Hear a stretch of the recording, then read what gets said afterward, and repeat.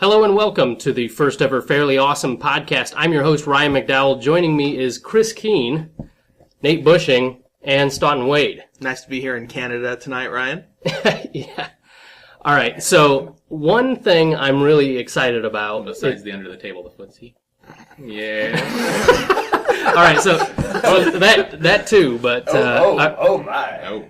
Sweet Jesus. All right, so one of the things in technology that I'm excited about is the Oculus Rift. I don't know if you guys have seen this. I'm guessing that you have already because we're going to sit here and talk about it for a while. But Nate, why don't you give us the lowdown on what the Oculus Rift is?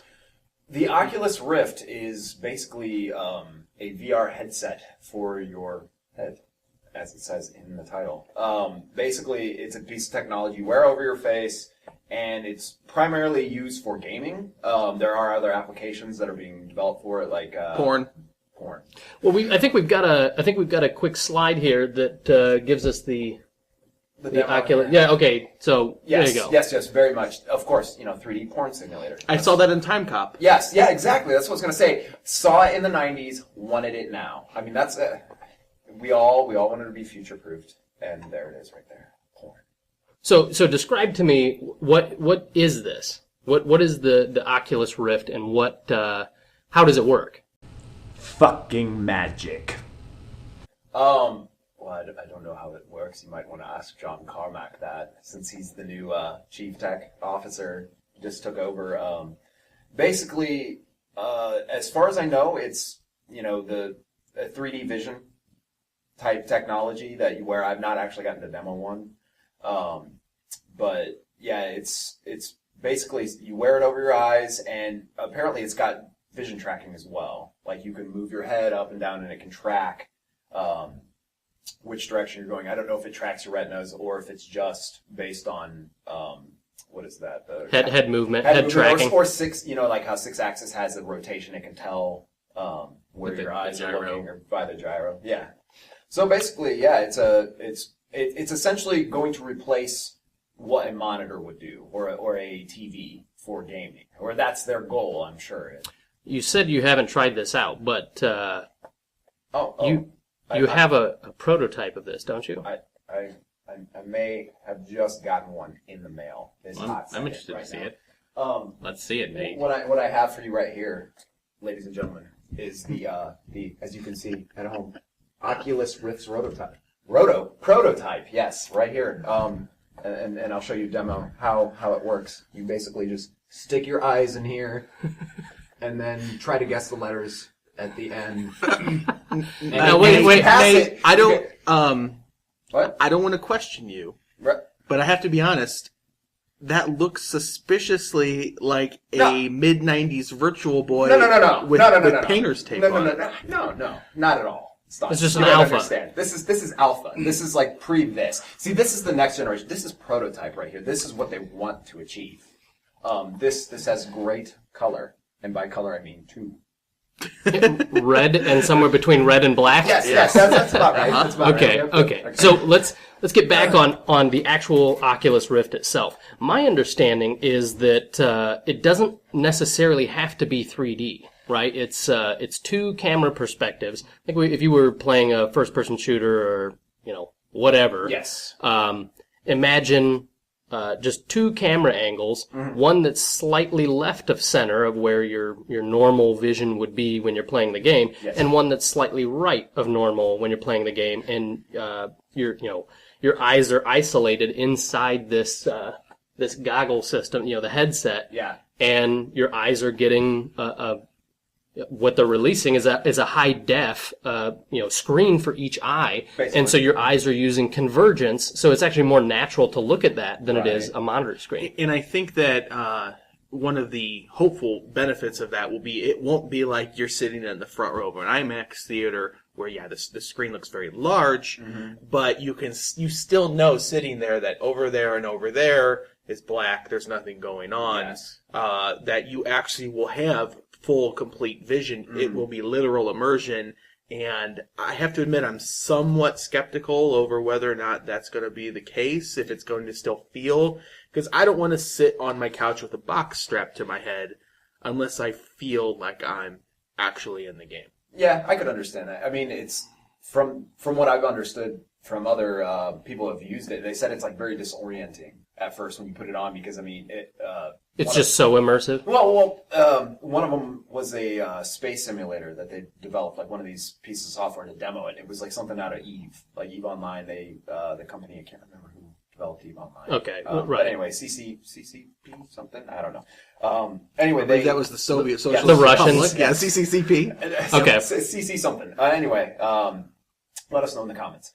Basically, it's a simulator of a spaceship. Like you're flying around, and you can look around, and Oh yeah. and So, if you look down, like you can see your Space feet, junk. Your space junk. Yes, I mean if you're looking down at your space junk instead of at the enemy craft shooting at you, that's what I want to look at. those are the largest moons I've ever seen. All right. So, they have said that they can do 3D, stereoscopic 3D with this as well because they've isolated your eyes. They don't need to do any trickery with, red shifting and blue shifting because they've already got control of, what's being projected to both eyes. So, what you see here on the screen is a little bit misleading. Yeah. He's seeing a merged single image that has more peripheral vision than you would have just looking at the monitor and you see the keyboard and you see everything else. Right. Now, one thing that people immediately start to jump to is like the holodeck. What I mean? Is this totally immersive? I think it lends itself, at least in this iteration, more to seated gameplay. So racing games, flight sims, space sims, perhaps even Shooters. I guess rail shooters, where Well, in this demo, they're using this is Hawken, is what it looks like. The mech game, which is basically it's kind of like Unreal Tournament with mechs, is the best way I've heard it described. Like it's fast paced.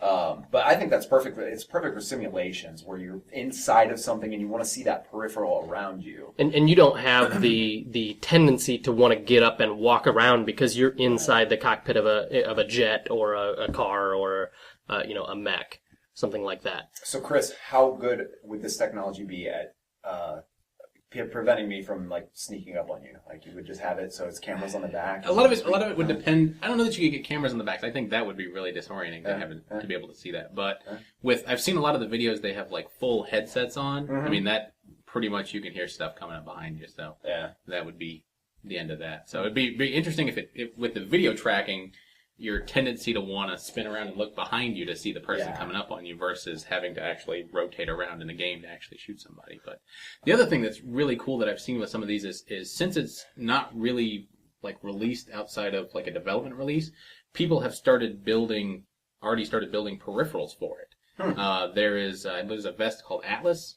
that allows you to kind of feel things that happen. And then there's an Omni, which is a contained It's an omnidirectional treadmill. Omnidirectional treadmill that you can outside of what appears to be a nice nut cup, allows you to kind of run around any direction. And some of the video shows them playing a first-person shooter where they're actually running and ducking and firing a weapon. So that sounds like way too much work. It does sound like a lot. No, it does. Like the Wii tried to do this, right? It sounds like too much work as far as level of equipment goes and what I have to put into it. The ultimate fantasy is the Star Trek holodeck, where you can actually go in and do it, and you set it's where the environment will manipulate itself to you, whereas this is you're kind of tricking it. So I'm instantly skeptical anytime in the 90s at the mall somebody had a $10 video game where you strapped the headset on or a helmet and you got onto it wasn't that bad, but I mean, and it was terrible graphics. It was Lawnmower Man, you can say. It was, but it was awful. And they had the treadmill thing, and it was extremely disorienting the first time, and there was no way I was going to spend another $10 for another chance to get shot by somebody, but it was... I feel like this is almost old technology that they're trying so hard to make right. And it would be, if it works perfectly, it's still going to be, I'm strapping a box to my face. Is it the new 3D TV? Well, maybe, right? Yeah. Because if you get this and the development kit is $300, yep. $300, and the HD is going to be 400. At least that's what I mean, it's not released yet, so they could change pricing if, the HD units end up costing them too much to produce. But $400, how much TV can you buy for $400? How big of a TV can you buy? Well, you just guess. Best Buy after Thanksgiving, you could buy a 48-inch television minimum. Okay, I'll give you that. Yeah. 48-inch. How close do you have to sit to that 48-inch TV for that to be, total? Well, right, exactly. Yeah. But, so if you get this, does this not just change games, but also changes movies? They're already doing 3D movies where they've got the two cameras side by side. That's how they do the true filmed in 3D is two cameras that have a little bit of offset so that they can do the shifting, right? So they can get depth out of it. Well, you've already got that. Now you've got how you can display it. So it seems to me that your movies could be filmed in sort of a little bit of this. Now, whether your head tracking and is it going to be looking around and, the Death Star while, an admiral gets choked out. I don't know, but your girlfriend or wife would love that. Hey, sweetheart, I'm going to watch the Avengers. if you have headphones on and whatnot. Yeah, exactly. But see, then they'll be yelling at you. You're going to put one on too. So you've got two. I mean, it just. There's the ultimate. I'm skeptical. The ultimate scare, though, right? You put the headphones on, you put the eyeglass on. You're like absorbed in that world, then, right? You don't know what the hell's going on around you. Your house could be on fire. Staughton could be raiding everything out of there. He's like, okay, furniture, it's fine. So this you don't need that 48-inch $400 television. I know, right? It's coming up. Right. So this takes me to what I think. Okay, we're at a spot here where this is pretty cool tech, and I can't wait to get my hands on it. Yeah. I'm really into racing games, and I think flight sims are pretty cool. I really get into the Mech Warrior stuff. You don't say. Right, my F1. This guy hates racing. I don't know. Racing? What? He's like Mario Kart's where it's at. Lotus, is that like a flower? Is that a Ford? Lotus? Ford Lotus? Ford Lotus. Ford Lotus. It's Okay. like right next to Total. the Escort, I right? see you're a cereal fanatic. You like to but get his grain. Special K. Okay, so the second iteration of this, they're not even talking about it, right? Because this isn't even released yet. But I gotta imagine that the second one, out the front of this box, is gonna be a very small camera. And so you'll then get augmented reality. And you might be able to change the opacity so that you're not totally... Like, one thing that they said is anything that requires keyboard controls, you pretty much have to memorize where they're at because you can't see them. Yep. So... When's the last time you PC gamed and looked at your keyboard? That's Everybody knows. That's true. I mean, that's true. You're right. That's true. If you don't, you're getting pwned.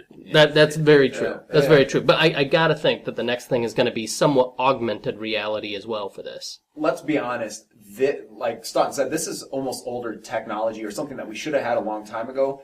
Really, I think the thing that would push this to the next level is a future augmentation to how you game, like the tactile feel or something. Something that's that changes. Maybe it's not a keyboard or a joystick or whatever that you control it with, or maybe it's something you touch. I don't know. So maybe Atlas version 2.0 has like a giant piston on it, and when you get sniped with a Barrett, it like actually knocks you off the Omni. They may have to sign a few waivers to get that. Right? Okay. This may cause harm. It may perfect the technology. It may be good enough that we're all like, of course you're gaming with this because you're superior, the experience is superior. Right. But it is still kind of old technology. They've been trying to do this for decades. Mm-hmm. They may get it right. I hope they get it right. But I am instantly skeptical of anything where somebody says where it's hyped. And this has become very hyped. And I realize that they've got a guy that has some street cred or some nerd cred, whatever you want to call it, now involved. Mm-hmm. But let's face it, that street/nerd cred is also old technology. Yeah. I mean, I'm sorry, but when's the last time you played Wolfenstein Doom or Quake? True. Or anything that came out of id was as good as it was back in the 90s. Like, they haven't really been super relevant since Doom 3. Most of the id stuff is not really has not really been a game. It's been check out our awesome ass engine That game. we won't sell. That we won't license you to have anybody Doom else. 3, awesome ass engine. Yeah. Rage, awesome ass engine. Yeah. Crap games.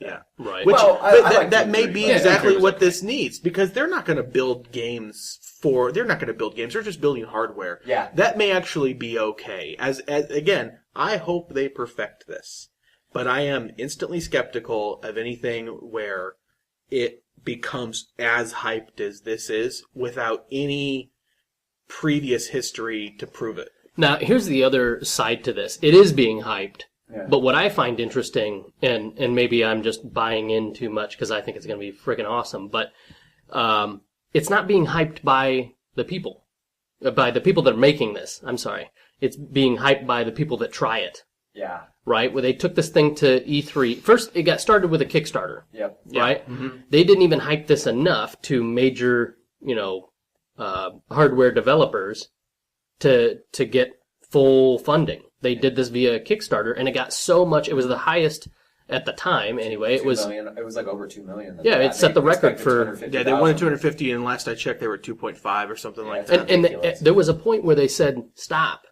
giving us Kickstarter money because we've got enough to do the Give it development." to Ryan. Just Well, people were right. Yeah, send it this way. No, people were buying these, and they thought they were getting them for their Xbox, or they thought it. Right. They were buying in, not realizing that it was a developer kit. So they finally just said, "We have enough to fund this through development. Stop sending us money because we're sending out too many developer kits for, it's getting to the wrong audiences." So right now it is geared entirely to PC games. They haven't signed anything with any of the console makers, although that would make a very interesting twist on the console war right now. But we'll kind of leave that for a minute. But they have said that they're looking at maybe making a partnership with one of the major consoles, either Sony or Xbox. And I think that would be a big boon to both, even if they got it. It's not going to happen. The console maker that really needs something like this right now has got to be Nintendo. This kind of this sets us right up into our next topic, and that's the Nintendo idea of producing a console and just a huge library of intellectual properties, Mario and whatnot. And are they has their main console, has it died? What do you think, Chris? You want to give us a rundown on this? Yeah, after looking into it, initially, yeah, the Wii and the Wii U, especially the Wii U, haven't done as well as a lot of the other consoles right after first launch. Nintendo does really well with their handheld games. I mean, the DS, the 3DS are all decent systems, and they sell really well. But the console, like the Wii itself, came out of the gate real awesome because it was new and different. It was still old tech. It was, the graphics weren't the greatest, but it had motion controls. And everybody was like, "Oh, motion controls, this is amazing. We should get it for the motion Speaking control." of people that like to push hardware without having any software behind it, Nintendo. Yeah, so, I mean, the Wii did really well, and then the Wii U has kind of fallen flat. It's kind of fallen on its face, just right out of the gate. I mean, what I've done, and I'm sorry, this is kind of nerdy. I've got a couple of charts here. So, charts and graphs are not going to My show you. God. Oh man! If you'd like to see my charts. Did you make a Venn The diagram? tune-out factor. Everybody, Oh my God! I'm watching our subscriber count. You can see by this You diagram. can see the diagram. Okay. Subscriber numbers, right. So I'll let you explain what's going on with these. So what we have here is the yearly unit sales for the last 2 years plus the rest of 2013, or I guess what already happened in 2013 for each console. And you can see they've all kind of died off, but the Wii U itself has not done quite as great. It didn't really start off. I guess that top graph kind of sucks. Never mind. What you can actually see, which demonstrates this a little better, not that I'm grasping for straws or anything.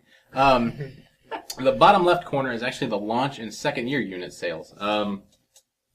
Thanks, man. Yes. So you can kind of see that with the Wii took off like crazy. So there was the first year, and then, like the launch year, and then the second year it just took off like mad.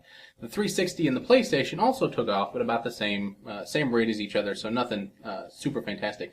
The Wii U has actually dropped in its second year. It is currently on pace to make about what it did last year on its launch year in terms of sales. But as you can see in the bottom one, I mean, the DS and the Wii are both still big sellers, and this kind of works well for Nintendo because with them not being super high-end graphics, they probably didn't cost quite as much as the 360 and the PS3 to make. Right. So they're probably still kind of making money on them, but they're still, nowhere near leading the pack. Their Wii U is next gen technology for last gen. And so it's not doing good at all. Like it's failing. I mean, like if you look at the numbers, It's Nintendo's first HD system, right? Right, yeah. I mean, the Wii, no. everything was natively 480p, Yeah. I believe. Yeah. So the Wii sold for the motion controls, and that was it. Now, do you think that was more, Grandma. the family element of that? I mean, it was like Xbox 360 and PS3 were, I mean, they had directly set their sights on hardcore gamer, yeah. right?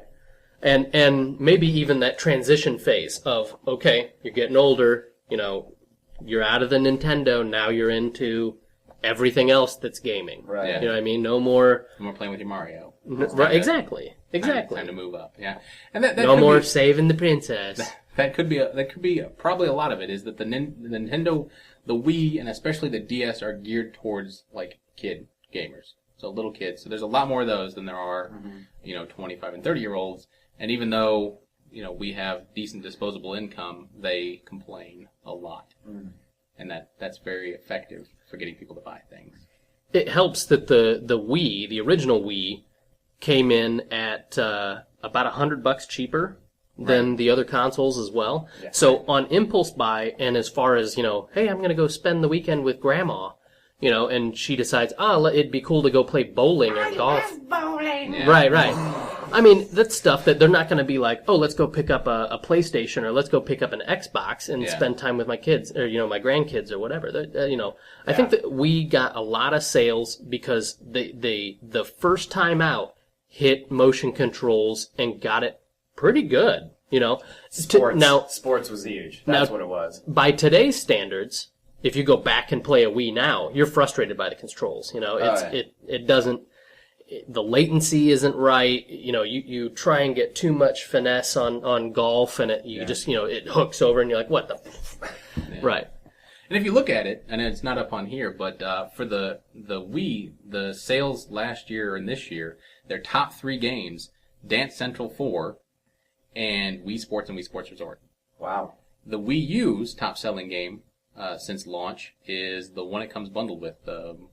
I don't remember what it's called, like Nintendo Universe or something like that. Oh, Nintendo Land? Nintendo Land? Yeah, Is Nintendo that right? Land. Yeah. Nintendo Land Yeah. is the game it comes bundled with.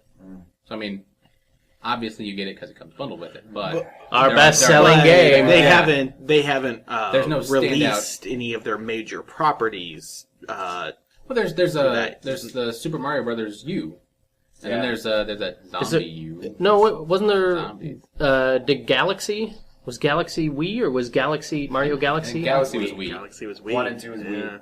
That was like 5-6 years ago. Okay, but that is coming out. There's like a sequel there, an Yes, actual that's Mario. That was big at E3. Was that Nintendo was basically took E3 and treated it like a shareholder show. They wanted to say that, yes, we are, believe it or not, going to make money off this thing. Trust us. Look at Zelda, look at Mario. I mean, we will be releasing games that our fans are going to buy. And they may actually go buy a Wii U just so they can play these games. I'm not one of those people. I owned a Wii long enough to realize that basically once the motion control gimmick wore off, it was a really, truly, genuinely inferior system for last generation. You mean when you figured out that you could bowl strikes sitting from your couch and just do the, See, that was the thing, is that actually I found that to be remarkably boring. I'd rather go bowl. Actually, well, So nobody does that anymore. All right, so that brings us into the second point, is now that their console sales are totally dismal on Wii U, maybe they're getting better, but, I'm not putting my money there. I'm not getting I had a Wii. I honestly, when the Wii U came out, I'm like, oh, an HD version of the Wii. And I honestly have not seen anything that's telling me any different. I don't get the controller with a screen on it. Like, I'm just not, it's not alluring enough to me that I want to play on this instead of my TV. But let's look at a point of, with the console sales going down, should they go the way of Sega and just abandon making, there is no Sega Genesis anymore, They're owned by Nintendo. Right, in fact, should they go the way of, look at all the properties they have, right? The Mario, Metroid, Zelda, the whole Pokemon genre, that whole segment, Kirby, the Mario Kart, Donkey Kong, we could probably keep going on. The Animal Crossing is all them. Yep. So would they make more money if they weren't wasting their time on a console that less and less people want to buy? That's the problem always with this console, is that they're trying to bring back the hardcore gamer with this one, and all they've done is isolate it even more because nobody is putting their properties on it at this point because of the dismal sales. It's like a double-edged sword. They need the good hardware sales to get them in that, to get the market penetration for developers to want to buy in and say, okay, yeah, we'll make our apps or our software for the console. But then you have, the opposite happening here, where you kind of have to have both happen in concurrent development. But yeah, honestly, I think the software is great. Like, Nintendo makes awesome software. Like, their games are great. Every game I played on Wii that they created was well done. Like, definitely got a lot of love, a lot of post-production. They take their time for a reason, and they do it right, unlike, like Square Enix or another, Japanese developers, where they're kind of taking that, let's take as long as it takes, but we're not ever putting anything out, and now the quality is going down, and when we do put it out, nobody buys it. But that Final Fantasy franchise. Sorry. Which doesn't even come out on Nintendo anymore. No, what's interesting.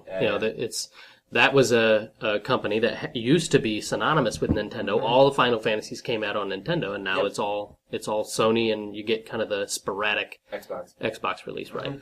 Can I see the Oculus Rift demo model there again? Yeah. Just the top of it is fine.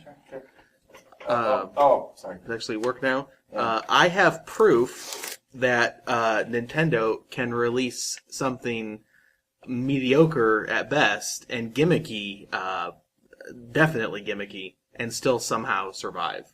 Yeah, that's true.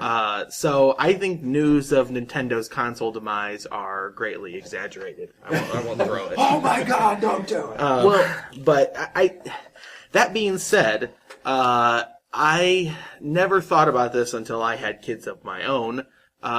There are not a whole lot of games that are released on the consoles that we play that I am going to let my, eventually there'll be 7, 8, whatever. I'm not going to let them play those games. But there are a lot of games that come out on Nintendo-branded consoles that I think fit that age-appropriate level just fine.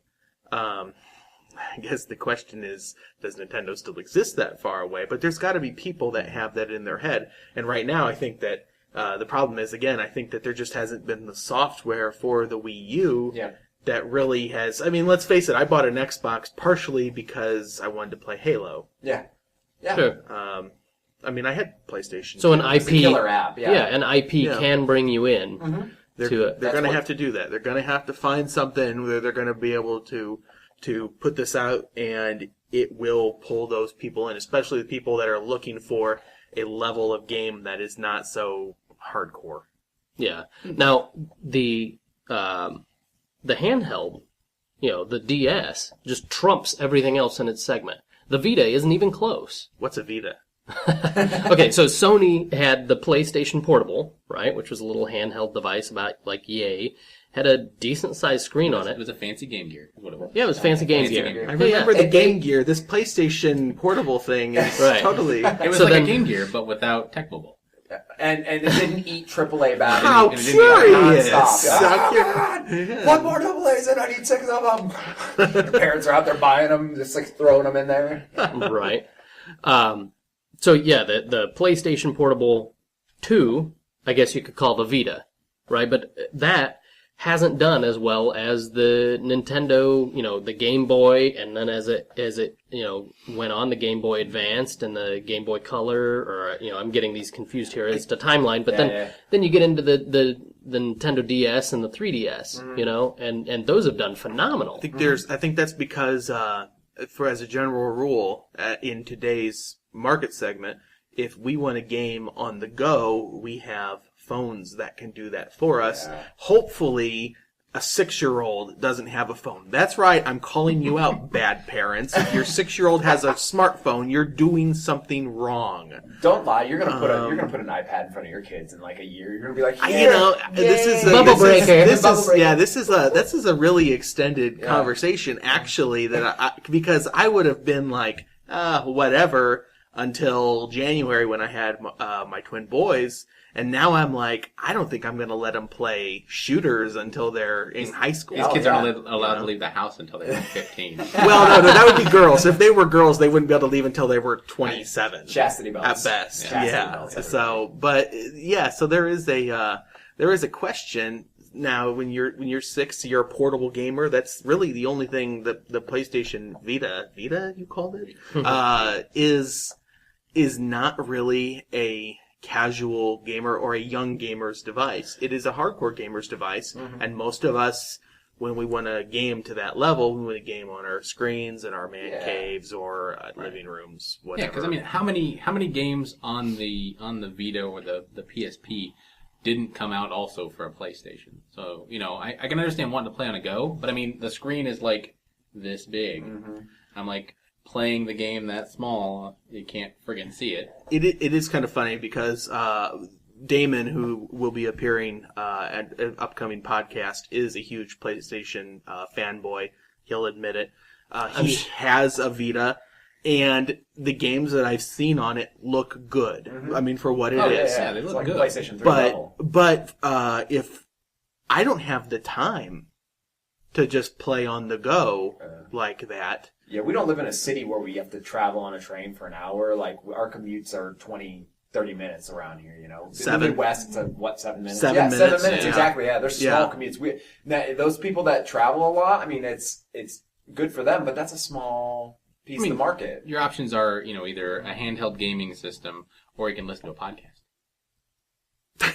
Shameless promotion. Shameless self-promotion. If only that podcast was fairly awesome. Right? Would you listen to me? I'd listen to me. I'd listen to me so hard.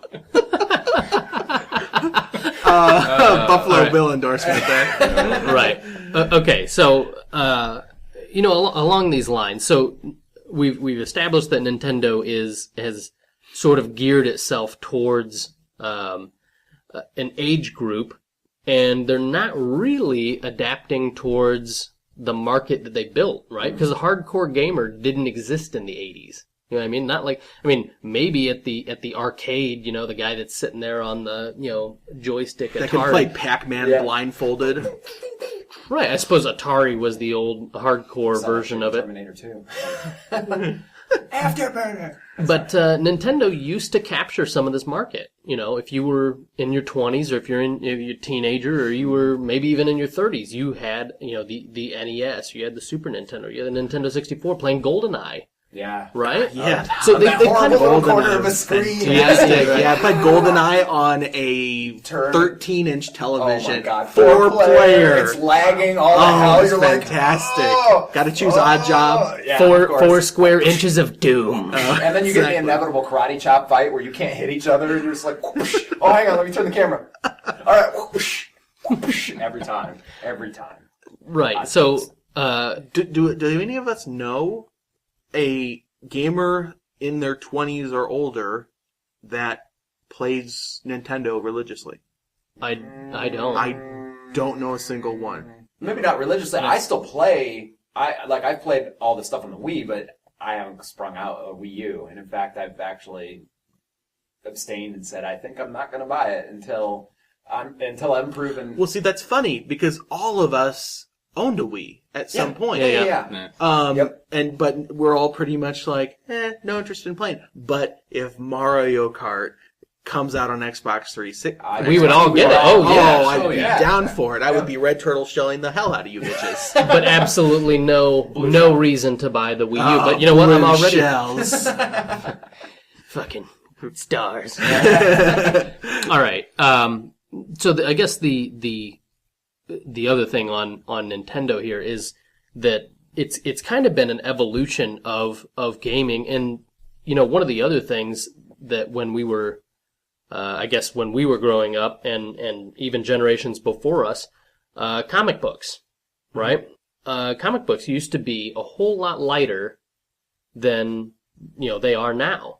And when you go on and you look back at like the old Superman ones, it's almost cheesy how you know, kiddie they are or whatever, and how sort of moral message each one of the comics were. And then you get to like the 80s and 90s, and even the comic book started taking a darker turn, especially like Batman, right? When they did the Batman ones where they started getting really gritty with Batman, as opposed to the old, you know, sort of Robin still wearing tights and stuff like that. Said Batman slapping him across the face.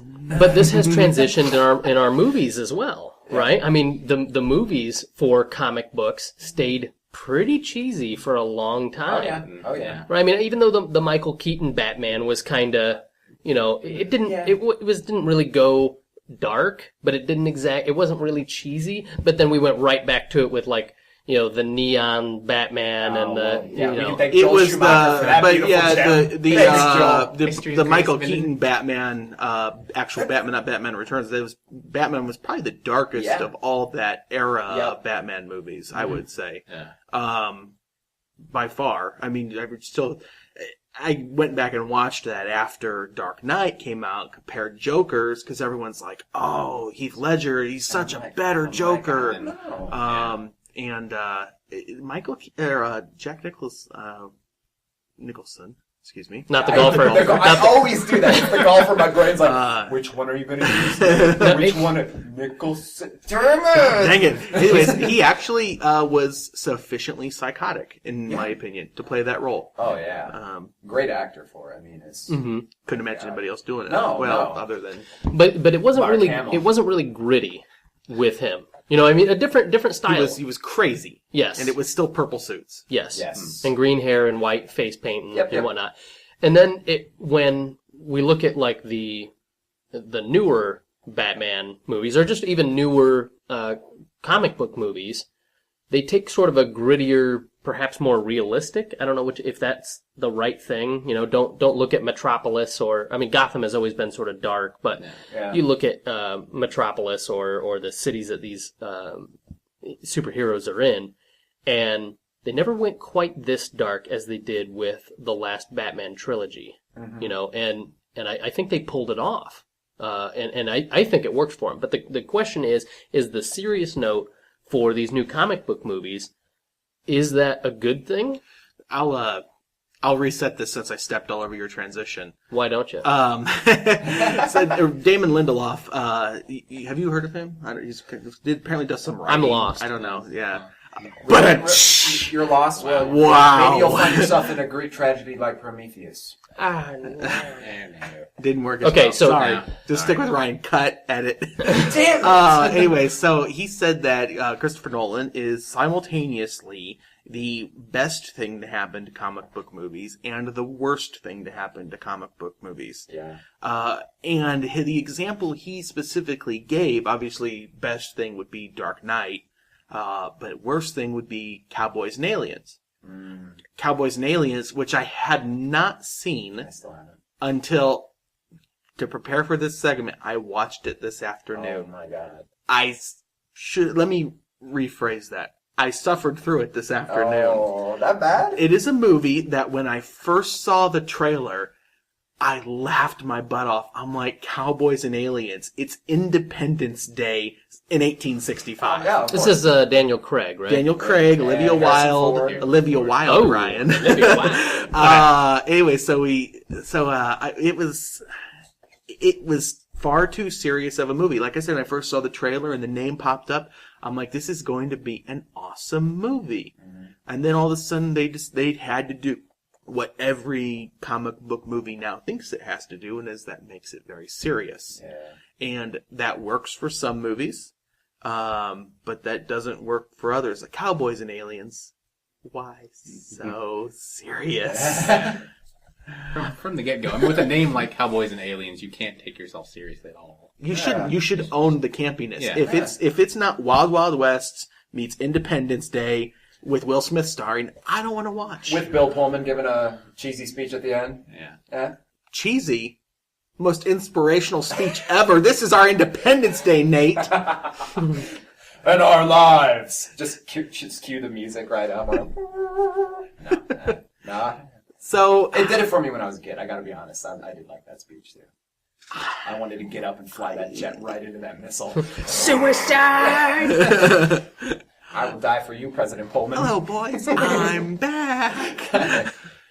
All right, so I guess the question is, outside of Batman, do we like movies getting this serious? I'd have to say I do. Mm-hmm. When some of these are set in a serious tone, yet they're done cheesy, like Gotham is a dark city, right? So it works for Batman. It works for Batman. And you go the other way. If you try and make Batman too cheesy, it stands out like a sore thumb. You go back and watch Adam West, and it's like, good Lord. No, that works though. It works because it's the bam pow. That They works. owned it. Yes, Period. you have to. I guess they the were time period, referencing. It works. They were referencing the earlier comic books that I was talking about, where they were bam pow.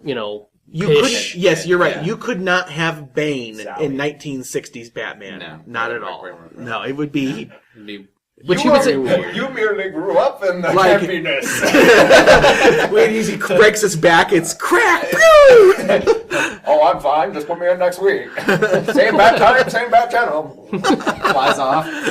right. So I guess outside of that, like, can you see Flash, the movie, out now? Do you think that would even work? Well, they had the TV show. Did you watch that in the 90s? It was not. I mean, it wasn't super serious, but it was not. There was some cheesiness to it. I mean, if you Right, go back the and dude watch ran it so now- fast he shredded his clothes off, and then if you watch it now, it's cheesy. But back in the day, to me, it seemed like it was like they were trying to go more serious with it. Maybe this is not a case of simple, movies should be dark or movies should be lighter. Maybe it's just simply a case of certain movies that make sense, certain characters that make sense. I don't think that Aquaman would ever work as a movie. I just don't think it would. I think the character is dumb. Just like they can't seem to get Green Lantern right. Right. It's a hard character. And the reason is just because you know what? Let's just be honest. DC Comics suck. There we are. Other than Batman. Bring it. Yeah, I'll give you that. Batman's good. But the Superman movies, the reason that they can't seem to get one right recently is because the character isn't really a product of our era. He's a product of that early comic book time frame. Now, Batman, they successfully transitioned. But the Superman comics now are terrible. They're bad, and the reason is because they're sticking to the old era. I was going to say, Death and they Return of can't pull it Superman. That was when I remembered the tone really getting serious for Superman. Like they were changing it up finally and having something. Of course, they brought him back, like Christ or something. Of course they did. Yeah, I mean, you don't kill off your mainstay character. Yeah, it's like killing Mickey Mouse off. Now, okay, but on the other side of this, Marvel has no issue doing this. I mean, they won't kill off they won't kill off the main person. I don't think we're ever going to see Wolverine actually die. No. He's the cash cow. They need stay alive. And he's got regeneration Iron Man abilities. At this point too. Yeah, that's For true. them, yeah. That's Downey true. Jr., they're pumping money into his staying alive fund. Stay alive, Downey. Right. So, but Marvel has has taken this route of all their characters have had sort of noticeable flaws in their characters, and it sort of makes it more realistic without going gritty. You know what I'm saying? Yeah. Because they're more realistic, believable characters. They're not like Superman. You know, each one's got very unique and limited abilities. You know, can't do, Magneto can't do anything inside a plastic prison.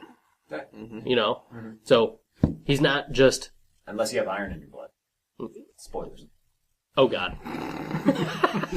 It's all right. We're past the period. Are we past it? We're okay. Yeah. Okay. I have too much iron in my blood. Yeah. I've got nails growing out of my fingers. No,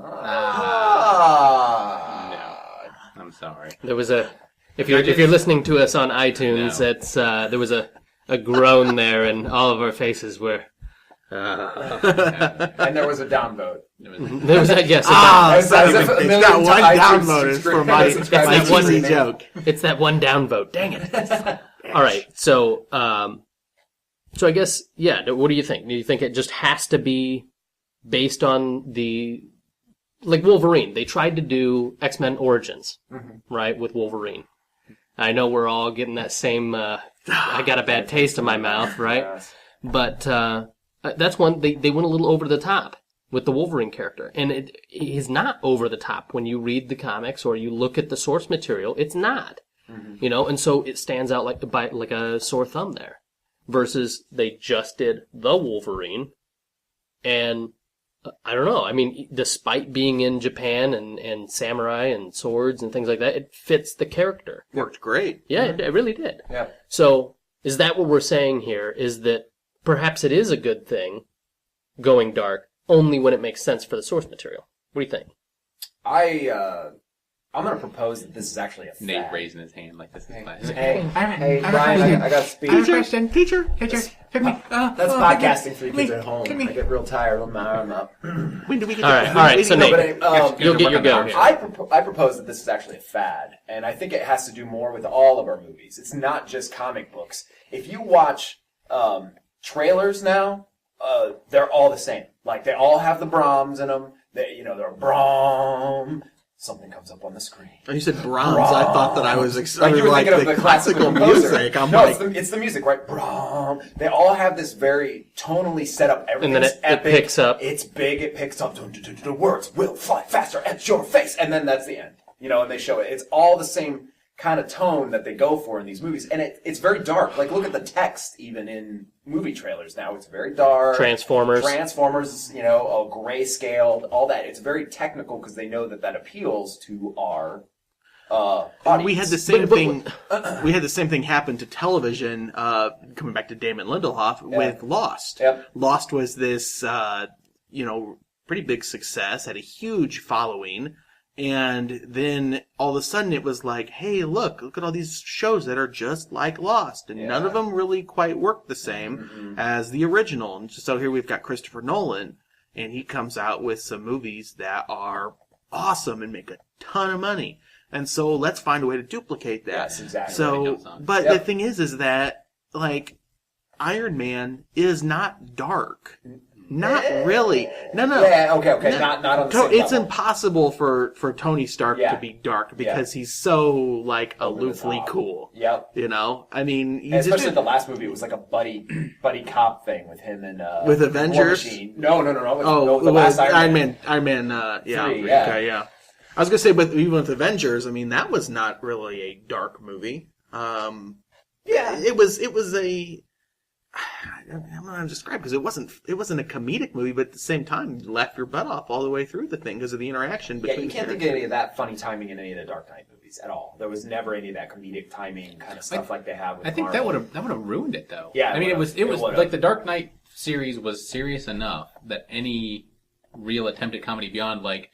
Making this pencil disappear. Making the pencil disappear. Yeah. Like the Joker, you kind of expected some, but it's like dark humor. It was dark humor. Crap. Like when you see it, you don't laugh, but when you see it now, you're like, sucker.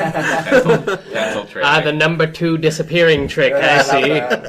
Went straight to the eraser on that one. Yeah. But if you tried to pull any of that stuff in the new ones, it would have died. It would have killed it. because it would kill the flow of the movie. Like the movie flows so well with the dark theme, it would have killed the movie. And it would have especially when you hear Christian terrible. Bale doing that voice, With and then throat- with with the throat throat cancer. With the throat cancer. What voice is that? The throat cancer voice? Oh, Yeah. boo! He'll do every other voice. Throat cancer. There we go. No, okay, yeah.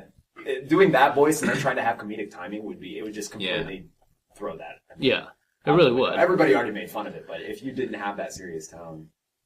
So, was it good that Spider-Man didn't take such a dark tone? And Well, no, the first couple Spider-Mans weren't. You mean like dark color tone, like the Spider-Man 3 with the emo Peter Parker? that went black? That was a horror film. That wasn't Whoa, actually in whoa, the. whoa, whoa, hold on. There was only 2 Spider-Mans. Was it, what? No. Has anyone here actually seen the current Spider-Man? I was too damaged. I was too damaged by Spider-Man You 3. didn't see it? I didn't see it. I didn't see it. I actually did see you it. really? Yeah. I've I not did see seen it. Amazing Spider-Man with Andrew Garfield. With not Tobey Yeah. Maguire? With not Tobey Maguire. I was going to say Emma Stone because I have no idea who Andrew Garfield is. I was almost tempted to see it because Kirsten Dunst wasn't in it. So, Ouch. Talk about a career that's tanked. okay. So it certainly works for some movies. Doesn't work for other movies. It's certainly got to get your timing right. But this comes from David Lindelof, right? Yep. What? So he asked, was Nolan the best thing or worst thing simultaneously the best and worst thing to happen? Yeah. Mm-hmm. I guess I'm going to suggest that maybe he's the best and worst thing to happen to scripts and endings ever. Right? Like Prometheus could have been awesome. Yep. And then at it's all in how it ended and what it explained and what it didn't explain. You're opening Pandora's box of Nate rage. You don't Yes. really All want right. to Well, do we'll it. save that discussion for another one about aliens and Prometheus. But same thing with Lost, right? Oh yeah, there was a lot of rage. Fantastic story. I And then it was like, I we're done. I liked the ending of Lost. You also like the ending to Mass Effect 3, but Okay, but I saw the final complete version of the ending. You did of not Mass get to Effect see 3. the I didn't, ending we all had to deal I with was- because we finished it 2 months before. I know. Spoilers. I was brought to the Mass Effect series late, post Mass Effect 3 release. you know, let's before we go down that super tangent, because I think we're going to get to Mass Effect itself in another video short that we're going to do. So we'll save that whole discussion because that can get us really deep here really quickly. There will if be we start- some. There could be some rage when discussing. How did they get off of Earth? Right. Why is Joker flying through a thing, and then they're still down on there, and then all the people on the team are off the team? I thought all the Mass Effect places got destroyed. How are they in another system? Yeah. So if you're still with us at this point and you're not totally lost, then you're gonna really like this video short we're gonna then do. you're not David Lindelof. Was Lost? Did you do a thing there, Ryan? Okay, so I think that pretty much wraps it up. Unless do you have any final thoughts on our final topic here of serious movies? It's all about. It really, I think it's too broad. Oh, Christopher Nolan. Oh, he's the worst thing and the best thing, and I don't think that's really fair because it's about the director, it's about the producer, it's about who's starring, it's about who wrote the script, it's about what character it's about. This is the thing is that you can't just insert character, same dark script, come up with blockbuster movie. You have to have the right tone that befits the character. That's true. And an actor that can pull it off. I mean, you can't have Chris Rock playing War Machine, right? I mean, that would not work. He's available, right? Right, I yeah. mean, What's else basically is he he's just using his Adam Sandler I was buddy gonna credit say, to get in whatever Adam Sandler's doing. So The only other thing I wonder Buddy is did the old films have an impact on the acceptance of the serious tone? I mean, look at the last couple Batmans. You started getting real heavy into the neons. The horrible one-liners from Arnold Holy rusted Schwarzenegger's- metal. We're gonna leave that movie on ice. Yeah. it was. And then, I mean, but even old Superman. Superman, first couple Supermans were okay, and then you got into whatever the fourth one with the the third one with the computer with the thing. So- the third one was the computer with Richard Pryor. Yeah, which, Richard that's Pryor. the That was- greatest movie ever. 'cause Wait. ever. But you know, the fourth one you had was the Quest for Peace or something, where they threw all the nuclear rockets into the sun and it somehow generated Nuclear Man or some crap like that. Who had the voice of Gene Hackman? They had to like overdub him. Are you suggesting that when it comes to movie franchises, you either die a hero or you live long enough to see yourself become the enemy? Become the villain, yeah. That's pretty accurate, yeah. But honestly, in a way it is, though. It is a miracle that Disney has been able to pull off the Avengers franchises and all those different people and not have a terrible movie Especially with all the Hulk. Like how bad their Hulk movies were before that. And by far the best on-screen Hulk was in the Avengers. Yeah, exactly. I don't know. I'm going to disagree and say that the best on-screen Hulk is still Lou Ferrigno. I was waiting for that. That's the issue with Hulk, is you cannot beat the originals. The originals were so great. No CG. He was all real Hulk. He was real Hulk. He was real Hulk. But in a way, that worked. It actually, you're not entirely wrong there because it works in its time. It works as part of the time frame that it existed. It kind of works, just like the original Batman kind of works. And like you go back and you watch it, and it's like there's no CG. It all is real stuff. It's like Lou running in slow motion. Running in slow motion. There's a little, there's some assistance rolling the cars over, obviously. Okay. But what? No, that was all Lou. It's all Lou Ferrigno. Yeah, probably is all Lou Ferrigno. But I mean, it's there's no CGI. Yeah. It's all like real stuff. So it's not. There's no that crap looks fake. I can tell it's fake. Yeah. So I think that's why the Hulk has been so hard to redo, is because the first got it right. No, that's so well. because you put fricking Ang Lee. I mean, if I could come up with a list of people that shouldn't direct action movies or superhero movies, I pretty much have Sofia Coppola and Ang Lee. There you go. Don't give them scripts by which to make movies. Hollywood, please, I'm begging you. I'm gonna accept the aggro that I get for this. I liked the Ang Lee Hulk. No, I liked it. I'm sorry. I liked it. But you're also a fan of Superman Returns too. I did not like Superman Returns. Superman, that's the new one. That's not the new one, but the newer one. Whatever that. No, I did not like that. He's just a fan of Nick Nolte. That's what it is. It was Nick Nolte. There's a rumor running around that they're offering Christian Bale $50 million to reprise his role as Batman and Superman for the fourth. And I have to say, make a Kickstarter account because I will donate to that because you don't reboot the character. As much as I love Joseph Gordon-Levitt, Joseph, call me. You like him too. But that's not Batman. That's not Batman. Do you like him plain face, or do you like him like CGI'd in Looper, so he kind of looks a little like Bruce Willis? Bruce Willis. So it's Joseph Gordon-Levitt. Willis. If they'd have pushed that even further, he'd have started looking like oh God, what is his name? Godfather. He would start looking like the Godfather. He just made his face more droopy and just like, That's still, and this is completely off topic, but since you brought up Looper, that still has the best scene in the last 2 years, or however since Looper's been out, in movies, where the guy comes running down the stairs for a good 15-20 seconds, and all you hear is the footsteps, comes around the corner, boom, Bam. dead. That is still by far the best scene. Shotgun, It's hilarious. It's perfect. Yeah. Perfect. Yeah, for sure. blunderbuss. So anyway, yeah, I guess the question there is not to jump into that, but real quick, with the Superman Batman movie, who the hell would play Superman? Well, Henry Cavill is. Yeah. He's the guy from signed the in. most recent Superman. Henry Cavill is. Have you guys seen it? I feel bad because Man I of did Steel, not see it, but good. it's because I'm instantly skeptical of Superman movies because I feel like Superman the character is totally George Reeves overpowered. no. So Yeah, George Reeves. Christopher? No, George Reeves, black and white. so Giant granny panties. They actually have stated that there's a couple people that were up for the role of Batman that I heard for this. They were doing casting calls. One of them, Ryan Gosling. What? Right? I'd rather have them bring back Clooney. I know, right? Ryan Gosling for Batman. I mean, it's like a Batman Superman notebook. I love you, Batman. I love you. I'll always remember you, Batman. And this is Robin saying it. Batman and Robin like making out in the rain. Like This is what I'm downpour. saying. Christian Bale has owned that character in a way not even Michael Keaton owned that character.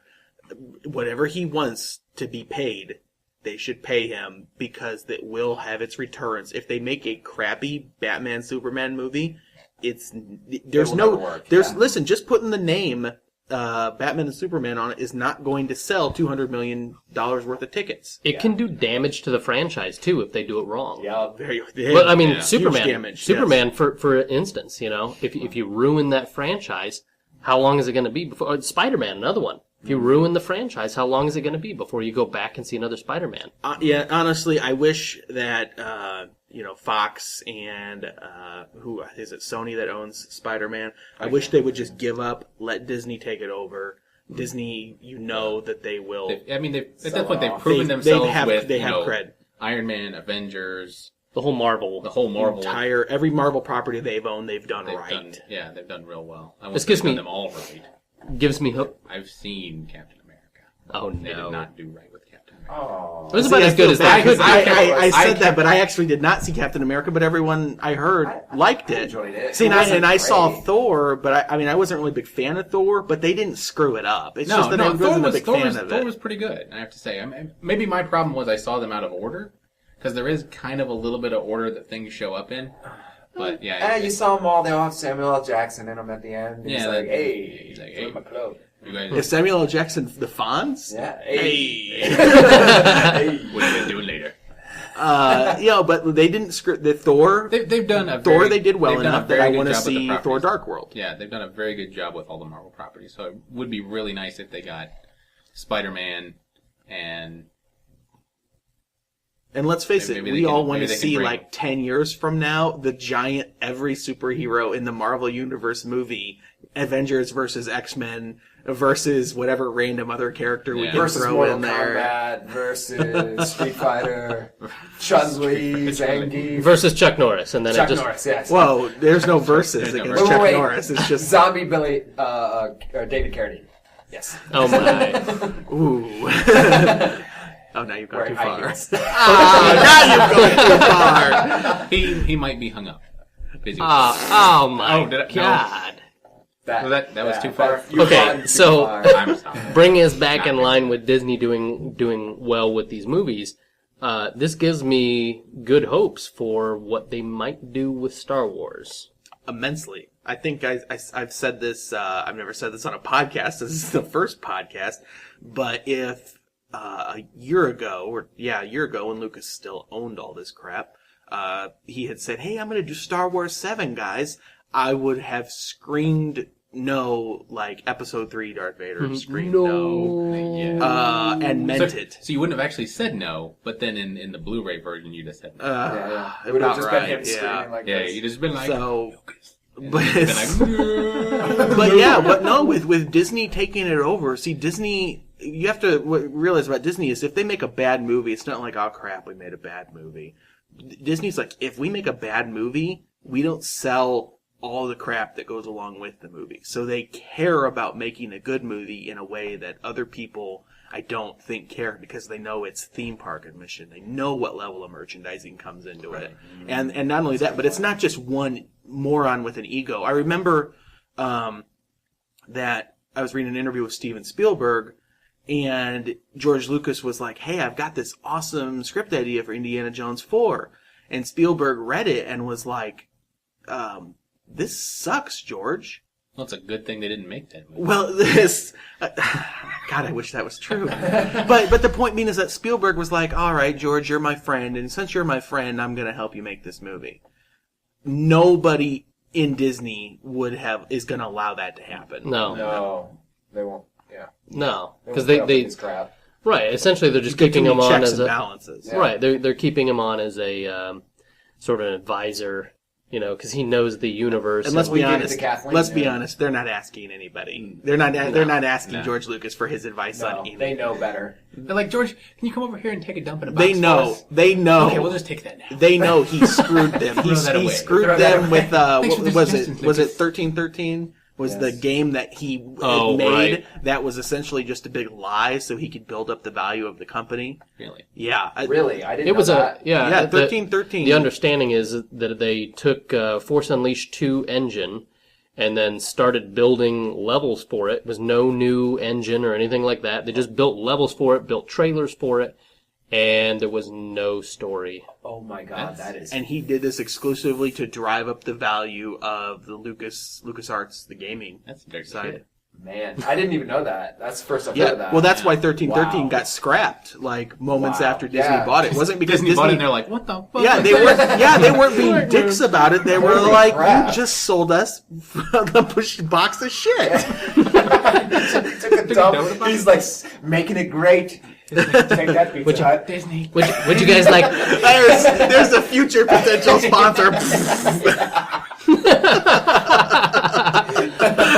LucasArts. All right, guys. Well, I think we've pretty much thoroughly covered these three topics here, and Hit a few tangents along the way. just a couple of tangents. Right. So I think we're going to go ahead and sign off for our first episode here. If you're listening to us on iTunes and you're looking for more content and whatnot, more awesomeness, maybe even more than fairly awesome content, head over to Facebook and you can find a lot more there, or you can follow us on Twitter. Twitter is FAPcast, and Facebook, that's facebook.com/Fairly Awesome Podcast. You can also go to our YouTube account. That's youtube.com/Fairly Awesome Podcast. Thanks for watching, guys.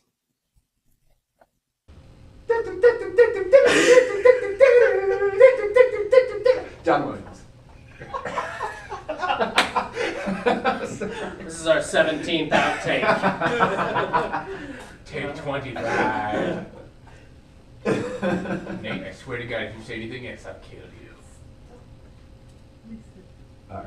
Let it go. It had to be done. It had to be done. Alright. Alright. Alright, I'm good now. Hi, I'm Ryan from the...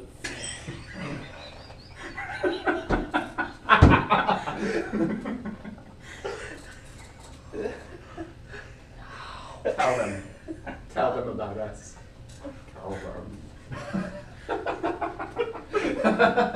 I'd grab your hand, but I'm worn out. The fairly awesome coming out party.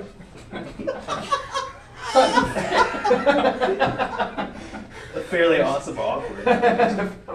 This is the Fairly Awkward podcast. You can still find us at FAPcast on Twitter.